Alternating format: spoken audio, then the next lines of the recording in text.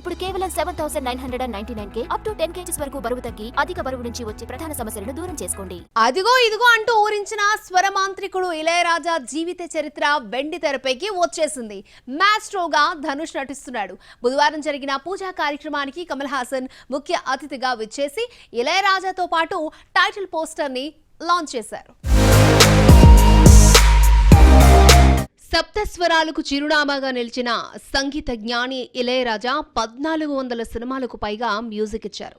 Generations తో సంబంధం లేకుండా అన్ని వయసుల వారిని, అన్ని తరాల వారిని తన మ్యూజిక్ తో మెస్మరైజ్ చేశారు. మాస్ట్రో జీవిత చరిత్రను సినిమాగా తీద్దామనుకున్న ఆలోచన బాలీవుడ్ దర్శకుడు బాల్కీకొచ్చింది. బాల్కీ తీసిన పా చీనీకం, షమితాబ్ మూవీస్ కు ఇళయరాజా మ్యూజిక్ ఇచ్చాడు. గతంలో ఓ ఇంటర్వ్యూలో మాట్లాడుతూ ఇళయరాజా బయోపిక్ తీయాలన్నది తన డ్రీమ్ అని చెప్పాడు బాల్కీ. అయితే ధనుష్ తో కెప్టెన్ మిల్లర్ తీసిన అరుణ్ మాధేశ్వరన్ ఈ బయోపిక్ ని డైరెక్ట్ చేస్తున్నాడు. పాన్ ఇండియా మూవీగా తెరకెక్కుతున్న ఈ బయోపిక్ లో ఇళయరాజా చెన్నై రోడ్ల మీద హార్మోనియం పెట్టె పట్టుకుని ఛాన్సుల కోసం వెయిట్ చేస్తున్నట్టు ఉంటుంది. ఈ సినిమాలో చాలా మంది తమిళ, తెలుగు హీరోలు గెస్ట్ అపీరెన్స్ ఇచ్చే అవకాశం ఉంది. సినిమాకు ద కింగ్ ఆఫ్ మ్యూజిక్ అన్న ట్యాగ్ లైన్ జత చేశారు. సినిమా బుధవారం నాడు లీలా ప్యాలెస్ లో షూటింగ్ స్టార్ట్ అయింది. రజనీకాంత్ ఇళయరాజా బయోపిక్స్ లో నటించాలన్న డ్రీమ్స్ లో ఒకటి తీరిందన్నారు ధనుష్.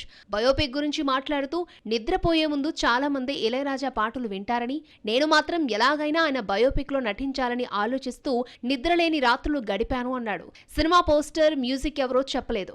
ఇళయరాజా బయోపిక్ కు ఆయనే మ్యూజిక్ ఇస్తే బాగుంటుందని నెటిజన్లు అభిప్రాయపడుతున్నారు. 1970లో సంగీత ప్రయాణాన్ని మొదలుపెట్టిన ఇళయరాజా హిందీ పాటతో సౌత్ లోని అన్ని భాషల్లో 1400 సినిమాల్లో 7000 పాటలకు బాణీలు కట్టారు. తన సంగీతంతో యావత్ ప్రపంచాన్ని మంత్రముగ్ధుల్ని చేశారు. ఆయన ప్రతిభకు ఎన్నో అవార్డులతో పాటు రివార్డులు అందుకున్నారు. కేంద్ర ప్రభుత్వం నుంచి అత్యున్నత 2వ పురస్కారం పద్మ విభూషణ్ అందుకున్న ఇళయరాజా 80 ఏళ్ల వయసులోనూ తన మ్యూజిక్ తో అలరిస్తున్నారు.